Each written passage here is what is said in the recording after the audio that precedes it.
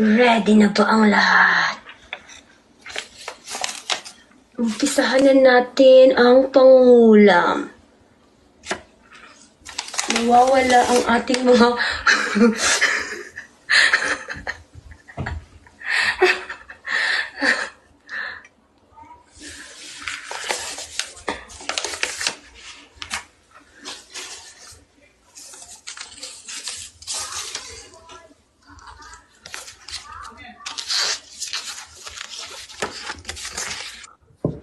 Hindi nasa maskara. Si Auntie.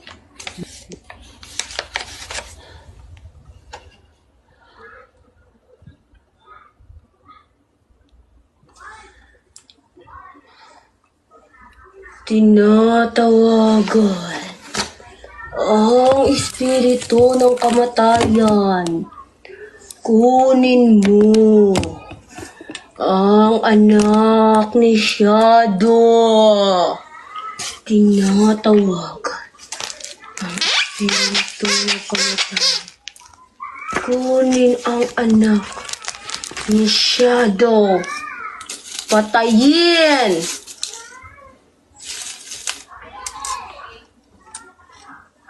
Patayin ang anak ni Shadow.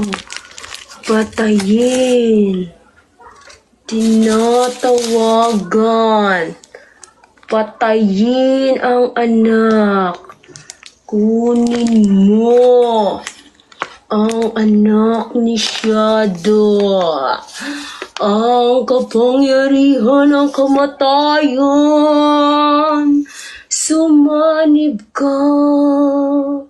Ang kapangyarihan ng kamatayan ay papatak sa anak ni Shadow.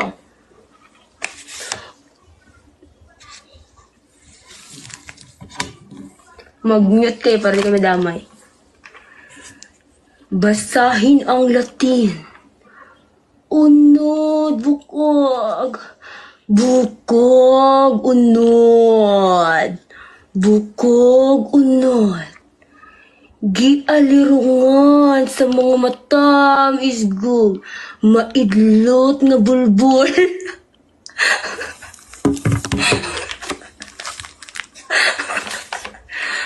Patakan ang anak. Patakan. Kunin ang anak.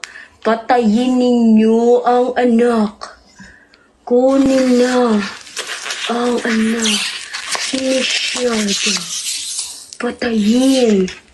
Patayin ang anak ni Shadow. Kunin nyo na.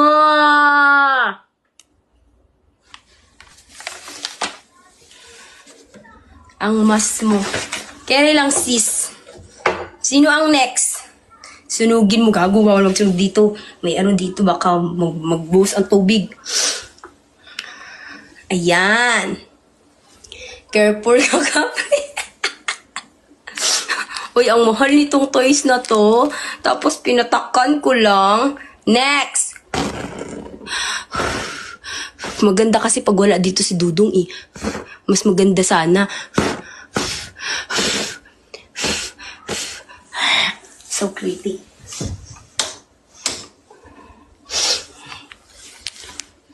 Oo, mamaya, kumalma kayo sis. Isa pa lang yun. Hindi pa yun tapos. Mamaya, kay aalis na yan si Dudong. Pasilip lang yan. Meron pa. Ilikod naman natin ang camera. Talian mo buhok mong kapre. Okay lang yan sis. Madami naman magkakamukhang hair do. Ilabas mo ang ano ng itim. Sabihin ni Shadow, tangina talaga nitong babae na to. Pinatay na ang anak ko. Alam nyo ba, natatakot din ako ah. Nakakatakot yung mukha ni Iskay. Si Iskay yung sa maskara eh. Di nyo ba napapansin? Magmo-music sana ako. Putang inang si Dudong nandito eh. Panira ng kaligayahan ko. Hindi ako makakapag-music. Nandito siya. Magmamas na lang ako. Hindi na ako mag-aano. Yes, ang creepy. Hindi na ako maggaganto para pag dumating na pa. Huwag kayong manood. Bumalik kayo next week. Patayin. Patayin ang anak ni Ems. Patayin. Patayin ang anak ni Ems. Kitilan ang buhay. Patayin. Kung hindi nyo kayang panoorin, lumayas kayo dito. Lumayas kayo. Hindi kayo na-briefing mga sis. Kanina sinabi ko na yan. This is so sensitive. If you cannot take it, then get out. Simple as that. Dahil ayoko magka-issue tayo. Ayan. Patayin. Patakan ng kandila ang anak. Patakan. Kunin nyo na siya. Patayin. Makikita natin kung kailan siya mamamatay. Ang anak ni Ems ay hindi na magtatagal. Siya ay babawian na lang ng buhay. Mamamatay ang anak mo, Ems. Mamaalam ka na sa iyong anak. Next!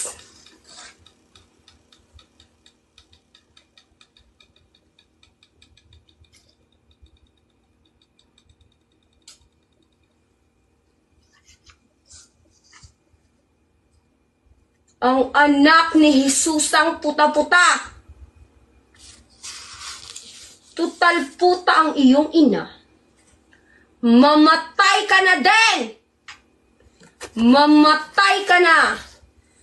Dahil puta-puta at pakialamera ang iyong ina, ikaw ang magdudusa sa lahat ng kanyang pangkasalanan ditong ginagawa. Ikaw ay isinusumpa na maging masalimuot pa kaysa sa iyong nanay. Magpupokpok ka kagaya ng nanay mo. Ilabas ang ating labugbog.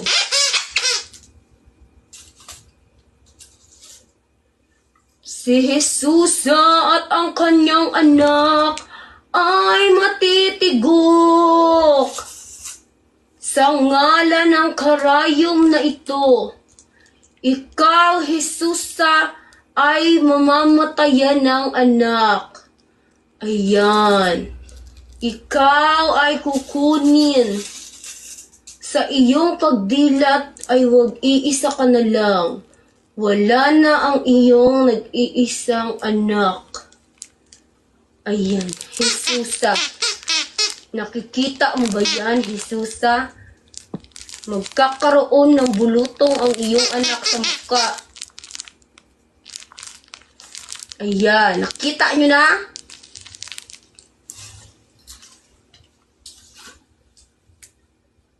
Ang anak ni Jesus ay ating papatakan ng kandila para mas maging effective.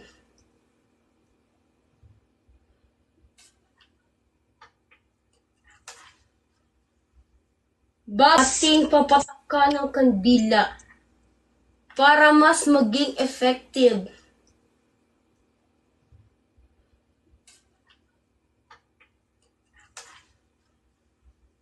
Babawian niya ng buhay, Jesusa! Nang dahil sa mga kasalanan mo dito, putang ina ka! Mamamatayan ka ng anak!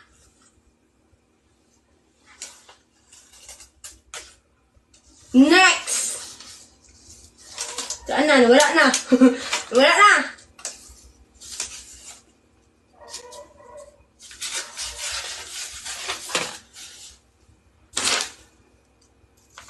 Sino ito?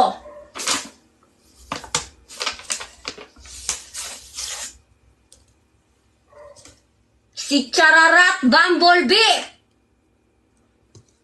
Chararat Bumblebee, ikaw ay mai-stroke at mamamatay. Uurong ang iyong dila at ang iyong mata ay luluwa dahil isa kang animal na walang patutunguhan. Palaka ang iyong kahihinatnan. Maglalabasan ang palaka sa iyong mga tiyan. Ang palaka ay lalabas sa iyong tiyan. Ang palaka ay lalabas sa kanyang tiyan. Yan ang mangyayari kay Chararat. Lalabas sa kanyang tiyan ang mga palaka. Hindi niya makakayanan hanggang siya ay matigok. Ganyan ang sasapitin mo, palaka. Pag hindi ka manahimik, animal ka. Sino ang nakaradyo? May nagraradyo daw. Next.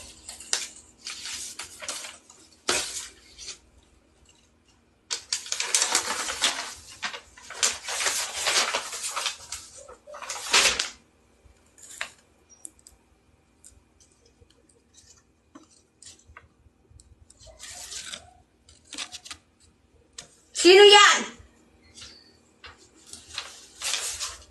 Ito ay ang aking BFF. Traidor! Ito ang BFF kong traidor! Kaya siya ay babawian ng buhay ngayon din!